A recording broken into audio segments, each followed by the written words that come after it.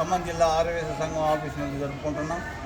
ఈ కార్యక్రమానికి పిలవగానే వచ్చినటువంటి ఆర్యవేశ పెద్దలందరికీ, నాయకులందరికీ కూడా జిల్లా ఆర్యవేశ సంఘం తరఫున కృతజ్ఞతలు తెలుపుతూ, ఎంతోమంది అమరవీరుల త్యాగఫలం ఈనాటి ఈ స్వాతంత్ర ఫలితాన్ని మనం ఈరోజు అనుభవిస్తున్నాం. బ్రహ్మాండంగా భారతదేశం ఇప్పుడు ఆర్థికంగా 3వ స్థానానికి తీసుకెళ్ళింది. ఒకప్పుడు ఆర్థికంగా ఎదుగుతున్న భారతదేశం ఈరోజు బ్రహ్మాండంగా ఎదిగి 3వ స్థానంలో ఎదిగిపోయింది. ఇంకా త్వరలో కూడా 1వ స్థానాన్ని కూడా అందుకోవాలని మనందరం భారతీయులుగా దాన్ని కోరుకుంటూ, ఎంతోమంది త్యాగుల ఫలితాల వచ్చిన ఈ స్వాతంత్రం, దాంట్లో మన ఆర్యవైశ్యులు కూడా ఎంతోమంది ముందుండి భారతదేశానికి స్వాతంత్రం తెచ్చిన వారిలో అగ్రగణ్యుడు మన మహాత్మా గాంధీ.